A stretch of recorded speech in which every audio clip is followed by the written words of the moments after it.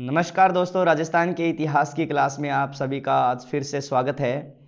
तो दोस्तों, अपने राजस्थान का इतिहास जिसमें आपके मेवाड़ का प्रसिद्ध इतिहास चल रहा था, जिसमें अपने महाराणा प्रताप की चर्चा कर रहे थे। और महाराणा प्रताप में अपने जो लास्ट में पढ़ा था वो हमने ये पढ़ा था कि किस तरह से महाराणा प्रताप जो है वो अपने अश्व चेतक सहित जो है युद्ध भूमि से बाहर चले जाते हैं।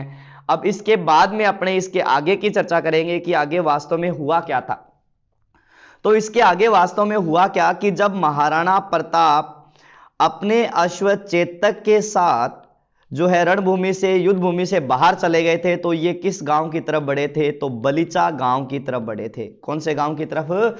बलीचा गांव की तरफ बढ़े थे। और बलीचा गांव जो है, इस गांव से पूर्व एक बहुत बड़ा नाला आता है, इस नाले को पार करना था। इस नाले को जैसे ही प्रताप या चेतक पार कर जाते हैं तो वो क्या हो जाएंगे? सुरक्षित हो जाएंगे। उसी समय बताते हैं कि इनका पीछा कर रहे थे दो मुगलीय सैनिक। दो मुगल इनका पीछा भी कर रहे थे, यह भी उल्लेख आता है, जिनका उल्लेख जो है आपके किस में किया गया है? अमर काव्य वंशावली में किया गया है। एक तो अमर काव्य वंशावली का नाम आता है और दूसरा आपके नाम आता है किसका? राज प्रशस्ति का। और दोनों के रचयिता ही कौन थे? रणछोड़ भट्ट थे। कौन थे? रणछोड़ भट्ट। इनके द्वारा रचित राज प्रशस्ति और अमर काव्य वंशावली में इसका उल्लेख किया गया है कि इनका पीछा जो है दो मुगलिय कर रहे थे। उनको किसने रोका था? तो उनको महाराणा प्रताप के भाई शक्ति सिंह ने रोका था। किसने रोका था? शक्ति सिंह ने रोका था।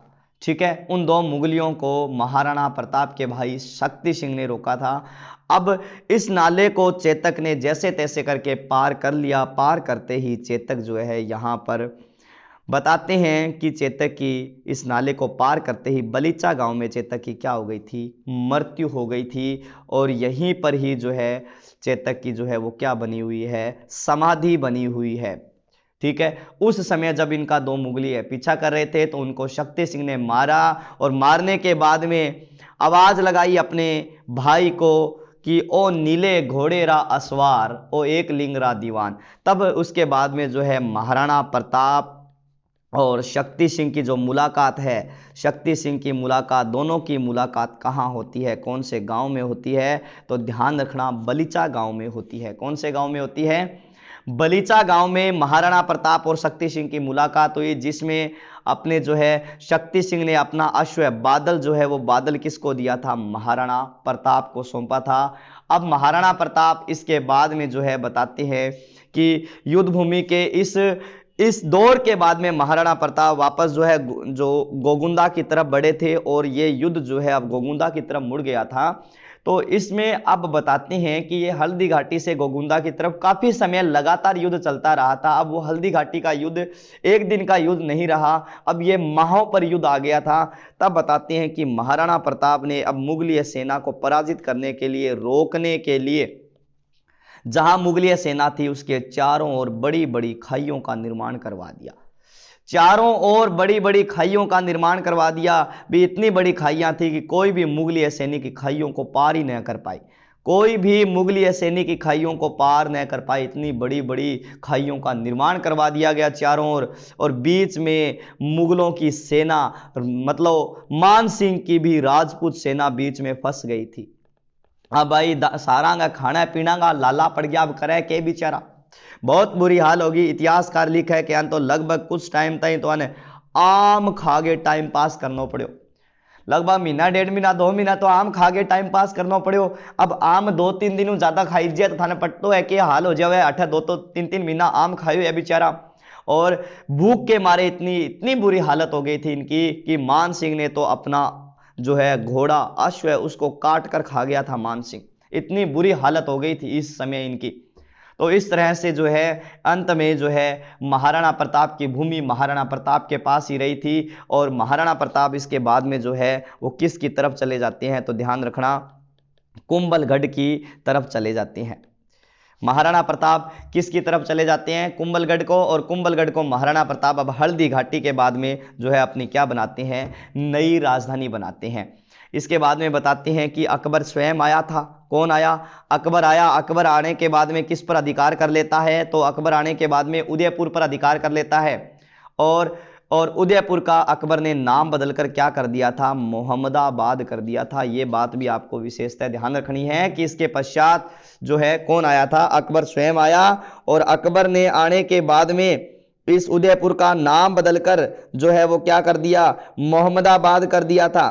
ठीक है, और यह जो उदयपुर है इसने किसको सौंप दिया था, तो पृथ्वीराज कछवा को सौंप दिया था। किसने सौंप दिया, यह पृथ्वीराज कछवा को यह उदयपुर तो अकबर ने सौंप दिया था। ध्यान रखना, नोट लगा के मैं एक बात लिख रहा हूं कि इस युद्ध के बाद महाराणा प्रताप ने अपनी अस्थायी राजधानी किसको बनाया था, आवरगढ़ को बनाया था। ध्यान रखना, आवरगढ़ को बनाया था। अस्थायी राजधानी किसको बनाया था, आवरगढ़ को बनाया था। किसने, महाराणा प्रताप ने। अब मैं कुछ एक इसके महत्वपूर्ण तथ्यों की बात करूंगा हल्दी घाटी के युद्ध के। तो हल्दी घाटी के युद्ध के महत्वपूर्ण तथ्यों में मैंने आपको सबसे पहले तो यही बताया है कि पहली बात तो यही ध्यान रखना कि प्रताप की तरफ से हरावल दस्ते का नेतृत्व किसने किया, तो प्रताप की तरफ से हरावल दस्ते का जो नेतृत्व किया था वो किसने किया था। एक तो नाम आता है किसका, हाकिम खां सूर का। किसका नाम आता है, हाकिम खां सूर। और दूसरे थे कृष्णदास चुंडावत। कौन थे, कृष्णदास चुंडावत। ठीक है, और दूसरी बात, मान सिंह की तरफ से हरावल दस्ते का नेतृत्व किसने किया, तो मान सिंह की तरफ से किसने किया, जगन्नाथ कछवा ने किया और आसफ खां ने किया था। किसने किया है, आसफ खां ने किया है। इसके बाद में थोड़ा सा मैं हाकिम खां सूर के बारे में बता देता हूं कि हाकिम खां सूर ने जब तलवार उठाई तो इसने कहा था कि अब मेरे हाथ से यह खड़ग तलवार जो है कोई भी नहीं छुड़ा सकता। तब बताते हैं कि जब हाकिम खां सूर की मृत्यु हुई थी, मृत्यु के बाद में भी इसके हाथों से तलवार छुड़ाने का प्रयास किया गया लेकिन तलवार नहीं छूटी थी। तब बताते हैं कि हाकिम खां सूर को जो है खमनोर राजसमंद में, कहां, खमनोर जो है राजसमंद में इसे तलवार सहित ही क्या कर दिया गया था, दफना दिया गया था। अर्थात खमनोर राजसमंद में हाकिम खां सूर का क्या बना हुआ है, मकबरा बना हुआ है। ध्यान रखना, क्या बना हुआ है, मकबरा बना हुआ है। वेरी इंपॉर्टेंट जो प्रश्न आपके लिए बन सकता है, वेरी इंपॉर्टेंट प्रश्न आपके लिए बन सकता है। इसके अलावा यहां पर जो आपके महत्वपूर्ण तथ्यों में यह आ जाएगा कि चंद्रावल दस्ते का नेतृत्व प्रताप की तरफ से किसने किया, चंद्रावल तो पूंजा भील ने किया था। किसने, पूंजा भील ने चंद्रावल दस्ते का नेतृत्व किया। तीसरी बात जो है, मानसिंह की तरफ से चंद्रावल दस्ते का नेतृत्व किसने किया, तो मानसिंह की तरफ से चंद्रावल दस्ते का नेतृत्व किसने किया था, मेहतर खां ने किया। किसने किया था, मेहतर खां प्लस माधो सिंह ने किया था। किसने किया था, मेहतर खां और माधो सिंह ने चंद्रावल दस्ते का नेतृत्व किया था। वेरी इंपॉर्टेंट प्रश्न आपके लिए बन सकता है यहां पर। ठीक है, इस युद्ध के बारे में वी.एन. स्मिथ क्या लिखते हैं, वी.एन. स्मिथ जो है वो स्मिथ क्या लिखते हैं इस युद्ध के बारे में, तो वी.एन. स्मिथ लिखते हैं कि विजेता मुगल इस युद्ध में पराजित तथा पराजित राणा इस युद्ध में विजेता रहे। ध्यान रखना, पराजित राणा इस युद्ध में विजेता रहे। वी.एन. स्मिथ का क्या कहा है कि विजेता मुगल इस युद्ध में पराजित तथा पराजित राणा इस युद्ध में क्या रहे थे, विजेता रहे थे। और दूसरी बात, गोपीनाथ शर्मा ने, किसने, गोपीनाथ शर्मा ने इस युद्ध को क्या कहा है, अनिर्णायक की संज्ञा दी है, अनिर्णायक कहा है। डॉक्टर गोपीनाथ शर्मा ने इस युद्ध को क्या कहा है, अनिर्णायक कहा है। क्या कहा है, अनिर्णायक कहा है। किस युद्ध को, हल्दी घाटी के युद्ध को अनिर्णायक की संज्ञा दी है। ठीक है, और ध्यान रखना दूसरी बात, एक प्रश्न आपके लिए और बन सकता है कि हल्दी घाटी के बाद राजधानी तो कुंभलगढ़ बनी गई है लेकिन सैन्य अभियानों का केंद्र जो है, महाराणा प्रताप के सैन्य अभियानों का केंद्र कौन सा रहा है, मांडलगढ़ रहा है। ध्यान रखना, कौन सा रहा है, मांडलगढ़ दुर्ग रहा है। वेरी इंपॉर्टेंट, हल्दी घाटी के बाद महाराणा प्रताप के सैन्य अभियानों का केंद्र क्या रहा है, मांडलगढ़ रहा है। वेरी इंपॉर्टेंट प्रश्न आपके लिए बन सकता है। और तो अगला प्रश्न आपके लिए जो बनेगा वो वेरी इंपॉर्टेंट प्रश्न बनेगा आपके लिए, जिसमें आपको ध्यान में रखना है कि हल्दी घाटी युद्ध को किन किन की संज्ञा दी गई है। वेरी इंपॉर्टेंट, तो हल्दी घाटी युद्ध के बारे में जो है वो मैं आपको बता दूं तो सबसे बड़ी बात हल्दी घाटी युद्ध की, तो हल्दी घाटी जो युद्ध है, इस युद्ध को अबुल फजल ने क्या कहा है? हल्दी घाटी युद्ध को अबुल फजल ने क्या कहा है? तो अबुल फजल ने जो ग्रंथ लिखा है उसका नाम क्या है? आइन ए अकबरी। क्या नाम आता है ग्रंथ का? आइन ए अकबरी, जिसमें इस युद्ध को इसने किस युद्ध की? खमनोर का युद्ध। क्या कहा है? खमनोर का युद्ध कहा है। किसने? अबुल फजल ने इस युद्ध को खमनोर का युद्ध कहा है। दूसरा जो है नाम आता है बंदायूनी, जो इस युद्ध का लाइव दृष्टा है, जिसने पुस्तक लिखी है मुंतखब उत तवारिख। मुंतखब उत तवारिख, इस मुंतखब उत तवारिख में बंदायू ने इस युद्ध को क्या कहा है? गोगुंदा का युद्ध कहा है। क्या कहा है? गोगुंदा का। तीसरी बात, कर्नल जेम्स टोड ने द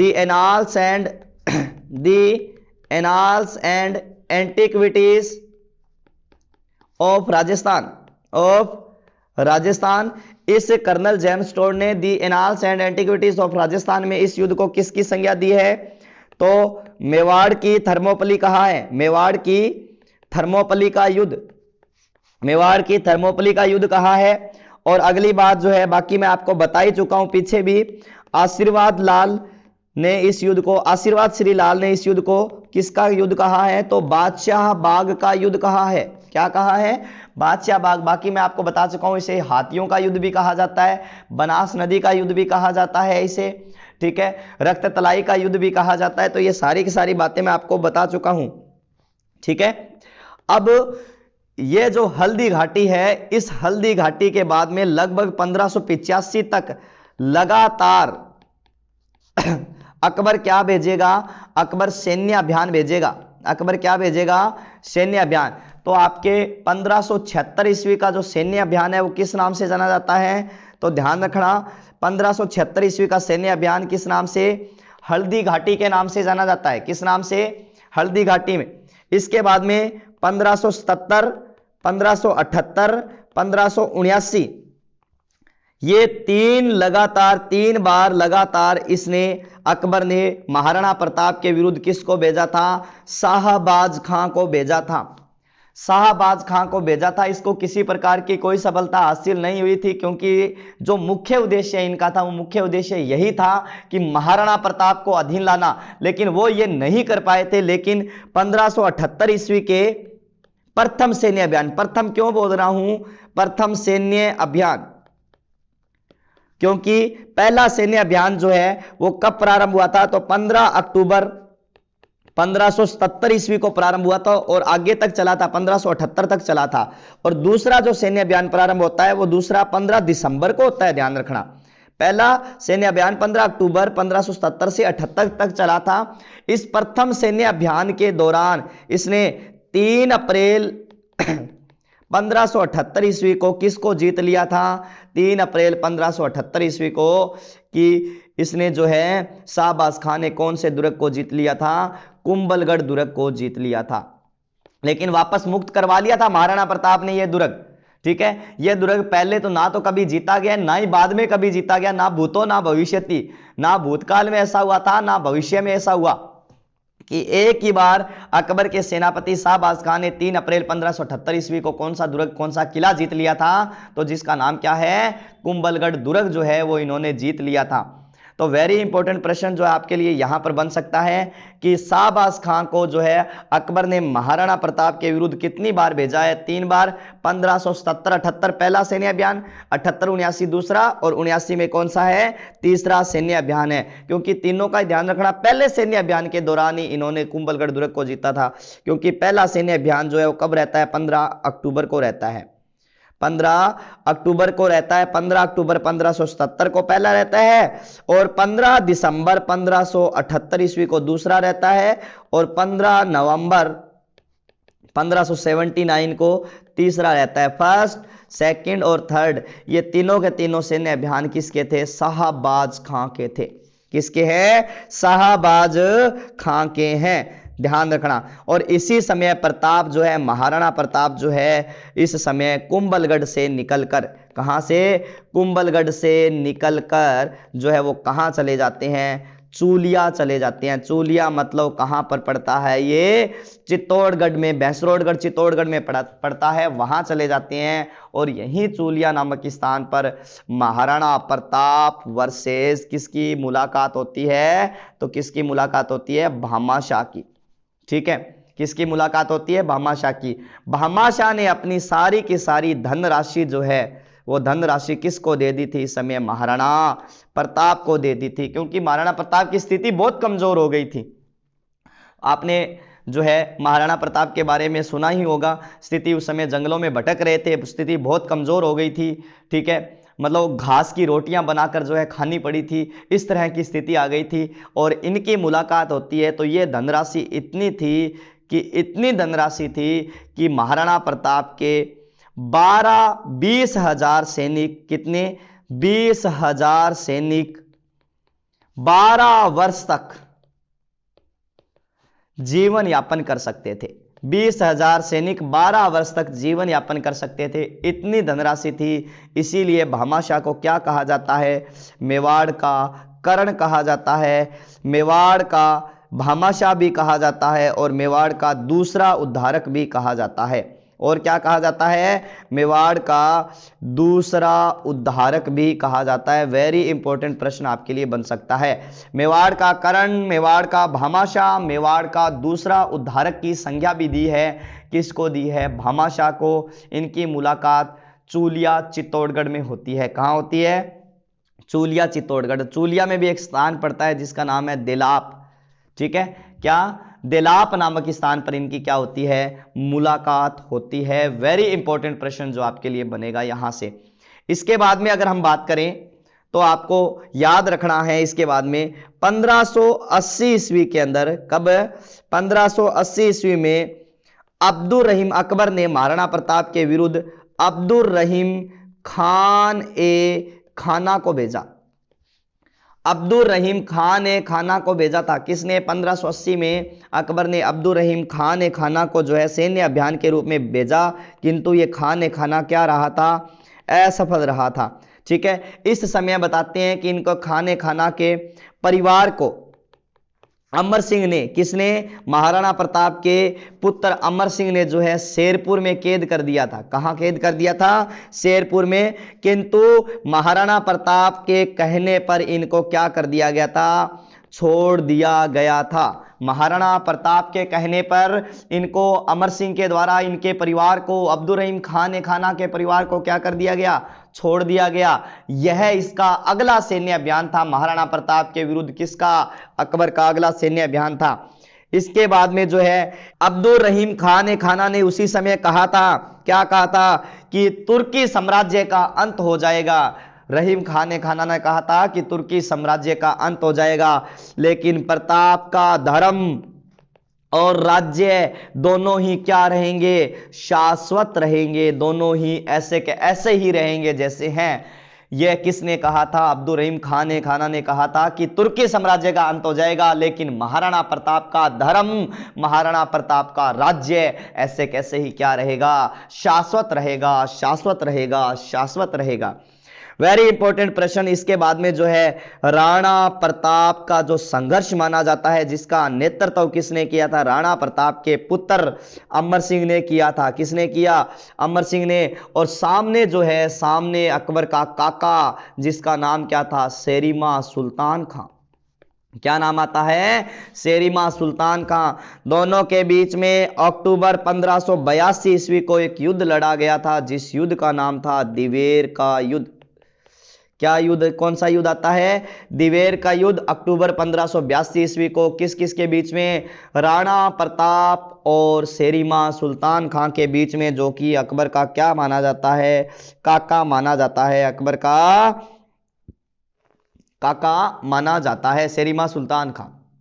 अब बताते हैं कि अमर सिंह ने इस युद्ध में शेरिमा सुल्तान खां पर इस तरह से वार किया, इस तरह से वार किया कि शेरिमा सुल्तान जो अमर सिंह है, उस अमर सिंह का भाला शेरिमा सुल्तान खां को चीरता हुआ, इसके घोड़े को चीरता हुआ जमीन में जा गड़ा था। इस तरह से वार किया था। किसने? अमर सिंह ने शेरिमा सुल्तान खां पर इस तरह से वार किया कि यह भाला अमर सिंह का जो है वो शेरिमा सुल्तान खां को चीरता हुआ, घोड़े को चीरता हुआ जमीन में जा गड़ा था और यह दृश्य देखकर मुगलीय सेना सारी की सारी भाग गई थी। इतिहासकार लिखते हैं कि लगभग इसके आसपास की 36 मुगलीय पुलिस चौकियां खाली हो गई थी इस युद्ध के पश्चात। और यह युद्ध जो है राणा प्रताप ने क्या है विजित कर लिया। कुछ इतिहासकार यह भी लिखते हैं कि प्रताप के द्वारा जीता गया जो एकमात्र युद्ध था वह यही युद्ध है, दिवेर का युद्ध। और दिवेर कहां पड़ता है? राजसमंद में पड़ता है दोस्तों। कहां पड़ता है? राजसमंद में पड़ता है। और कर्नल जेम्स टोड ने दिवेर के युद्ध को क्या कहा है? तो मेवाड़ का मैराथन कहा है। क्या कहा है? मेवाड़ का मैराथन, अर्थात मैराथन की दौड़ होती है। यह संज्ञा दी है कौन से युद्ध को? कर्नल जेम्स टोड ने। तो कर्नल जेम्स टोड ने यह दिवेर के युद्ध को संज्ञा दी है। कौन से युद्ध को? दिवेर के युद्ध को संज्ञा जो है दी है वो क्या कहा है? मेवाड़ का मैराथन कहा है। इस युद्ध के बाद महाराणा प्रताप ने क्या किया था? इस युद्ध के बाद महाराणा प्रताप ने कुंभलगढ़ पर क्या कर लिया था? पुनः अधिकार कर लिया था। इस युद्ध के बाद महाराणा प्रताप ने कुंभलगढ़ पर क्या कर लिया? पुनः अधिकार कर लिया। और महाराणा प्रताप ने कौन सी नीति अपनाई? अब छापामार युद्ध पद्धति का क्या किया था? अनुसरण किया। छापामार मैं पहले बता चुका हूं, मतलब एक तरह से किस तरह से, एक तो सामने वाले की पद्धति को चुरा लेना, एक जो है प्लान बनाकर छुपकर क्या करना, वार। इस छापामार या गुरिल्ला युद्ध पद्धति का अनुसरण किया। किसने किया था? महाराणा प्रताप ने। ठीक है, तो आई बात समझ में? छापामार युद्ध पद्धति का अनुसरण किसने किया? महाराणा प्रताप ने किया था। आई बात समझ में? और 1584-85 के अंदर 1584-85 के अंदर जो है महाराणा प्रताप का, किसका? महाराणा प्रताप के विरुद्ध अकबर का अंतिम सैन्य अभियान था। अंतिम सैन्य अभियान था महाराणा प्रताप के विरुद्ध जो है किसका? अकबर का अंतिम सैन्य अभियान था। और इस सैन्य अभियान में महाराणा प्रताप के विरुद्ध अकबर ने किसको भेजा था? जगन्नाथ कछवा को भेजा था। महाराणा प्रताप ने इस सैन्य अभियान में किसको भेजा था? जगन्नाथ कछवा को भेजा था। और इस जगन्नाथ कछवा जो है इस अभियान में क्या हो गया था? एक तरह से असफल रहा था। तो जब ये वापस आ रहा था तो मांडलगढ़ के अंदर इसकी क्या हो जाती है? मृत्यु हो जाती है। और यही मांडलगढ़ के अंदर ही जगन्नाथ कछवा की क्या बनी हुई है? 32 खंभों की क्या बनी हुई है? छतरी बनी हुई है। 32 खंभों की छतरी बनी हुई है। नोट एक 32 खंभों की छतरी जो है कहां है? रणथंबोर दुर्ग में भी है। रणथंबोर दुर्ग में भी है, जिसका निर्माण किसने? हमीरदेव चौहान ने करवाया था अपने पिता के 32 वर्षों के शासनकाल के दौरान। पिता के 32 वर्षों के शासनकाल के दौरान इसका निर्माण जो है हमीरदेव चौहान ने करवाया था, जिन्हें न्याय की छतरी के नाम से भी जाना जाता है। तो 32 खंभों की छतरी एक तो मांडलगढ़ भीलवाड़ा में किसकी है? जगन्नाथ कछवा की है। और एक 32 खंभों की छतरी कौन से दुर्ग में भी है? रणथंबोर दुर्ग में भी है। वेरी इंपॉर्टेंट प्रश्न ये आपके लिए बन सकता है। अब आगे की बात करें तो 1585 ईस्वी में अकबर ने लाहौर को राजधानी बनाया। और कहां चला गया था अकबर? अब अकबर ने किसको? लाहौर को राजधानी बनाया। और कहां चला गया?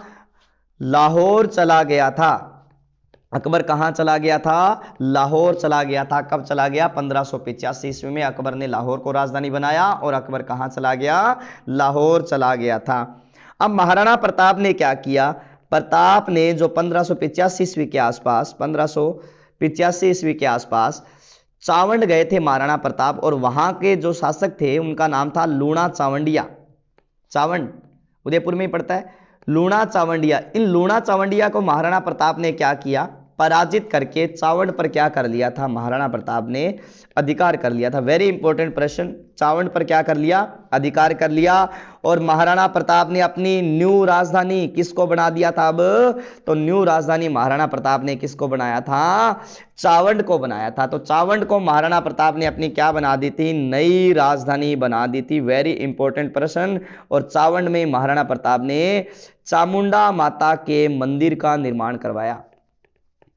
ठीक है। महाराणा प्रताप ने चावंड में ही चामुंडा माता के मंदिर का निर्माण करवाया। अब देखो प्रताप की राजधानियों का क्रम मैं थोड़ा सा बता देता हूं। पहले प्रताप की राजधानी कौन सी रही थी? गोगुंदा, जो उदय सिंह के समय में बनी थी। दूसरी कौन सी है? तो दूसरी राजधानी महाराणा प्रताप की कौन सी है? कुंभलगढ़ है। तीसरी राजधानी जो है वो कौन सी है? चावंड है। वेरी इंपॉर्टेंट, ध्यान रखना। अगर आपसे अस्थायी राजधानी का पूछे तो आपको बता देना है अस्थायी राजधानी किसको बनाया है? आवरगढ़ को बनाया है। किसको? आवरगढ़ को। ठीक है ना। और एक बड़ा प्रश्न, चावंड चित्रशैली का प्रारंभ, चावंड चित्रशैली का प्रारंभ भी प्रताप के समय ही होता है। चावंड चित्रशैली का प्रारंभ भी प्रताप के समय ही होता है। वेरी इंपॉर्टेंट प्रश्न ये भी आपके लिए बन सकता है। चावंड चित्रशैली का प्रारंभ किसके समय में? महाराणा प्रताप के समय में ही होता है। ध्यान रखना इस बात का, ठीक है ना। और अब इसके बाद में जो है महाराणा प्रताप जो है जीवन भर अपने जो है मुगलों से संघर्ष करते रहे थे और लगभग अपने जीते हुए जितने भी मुगलों के द्वारा जीते गए प्रांत थे सभी मुक्त करवा लिए थे। सिर्फ 2 ही प्रांत जो है नहीं जीत पाए थे महाराणा प्रताप। एक तो जो प्रांत था उस प्रांत का नाम आता है कौन सा? मांडलगढ़। और दूसरा प्रांत है जिसका नाम क्या था? चित्तौड़गढ़। ये चित्तौड़गढ़ और मांडलगढ़ 2 ही प्रांत ऐसे थे जो कि मुगलों के अधीन रहे हैं। बाकी सभी प्रांत मुगलों से महाराणा प्रताप ने क्या करवा लिए थे? तो ध्यान रखना, स्वतंत्र करवा लिए थे। अब वो समय आ गया था जिस समय जिसका जो है एक तरह से पूरे के पूरे मेवाड़ में जो है वो एक तरह से त्राही त्राही मच गई थी। अर्थात महाराणा प्रताप के जो है अब अंतिम समय आ चुका था। एक तरह से मेवाड़ जो है अब शोक में जाने वाला था, वो समय आ गया था अब। तो महाराणा प्रताप की मृत्यु, महाराणा प्रताप की मृत्यु के बारे में थोड़ा देख लेते हैं। महाराणा प्रताप की मृत्यु 19 जनवरी 1597 ईस्वी को कितने वर्ष की आयु में? 57 वर्ष की आयु में हो गई थी। ठीक है। 19 जनवरी 1597 ईस्वी को महाराणा प्रताप की मृत्यु हुई थी। कारण यही माना जाता है कि धनुष ठीक करते समय जो है महाराणा प्रताप की मृत्यु जो है वो कहाँ हो गई थी? चावंड में हो गई थी। धनुष ठीक करते समय महाराणा प्रताप की मृत्यु चावंड में हो गई थी। और महाराणा प्रताप का जो दाह संस्कार है वो दाह संस्कार कहाँ किया गया था? बांडोली उदयपुर में किया गया था। कहाँ किया गया? बांडोली उदयपुर में किया गया। और महाराणा प्रताप जो है, महाराणा प्रताप का जो छतरी है वो महाराणा प्रताप की छतरी कितने खंभों की है? 8 खंभों की है। और कहाँ पर? केजड़ बांध के किनारे उदयपुर में ही बनी हुई है। केजड़ बांध के किनारे जो है उदयपुर में ही बनी हुई है। और महाराणा प्रताप का जो स्मारक है वो स्मारक कहाँ बना हुआ है? मोती मगरी में बना हुआ है। मोती मगरी कहाँ है?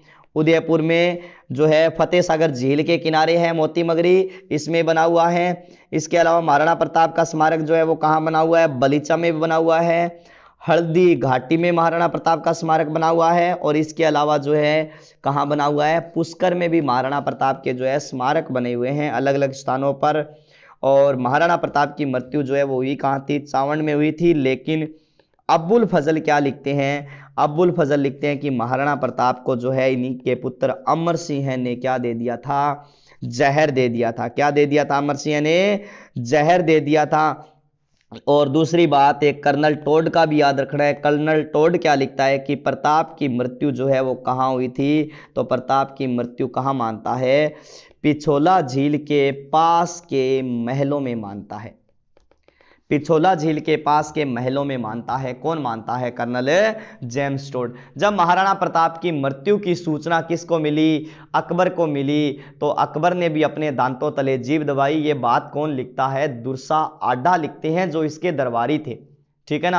वो लिखते हैं कि अकबर ने भी अपने दांतों तले जीभ दबाई और कह बैठा कि ऐसा वीर राजपूत योद्धा मैंने कभी नहीं देखा, ना कभी हुआ था, ना ही शायद कभी होगा, जिसने जीवन भर मेरे से संघर्ष किया, मुगलों से संघर्ष किया, लेकिन किसी प्रकार से भी अधीनता स्वीकार नहीं की थी। ये बातें जो है यह भी महाराणा प्रताप से संबंधित है। और किसने कही थी?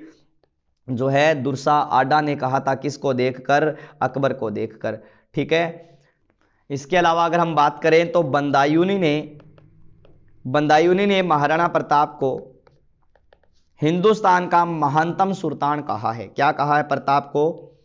हिंदुस्तान का महानतम सुल्तान कहा है? हिंदुस्तान का महानतम सुल्तान की संज्ञा दी है किसने कहा है?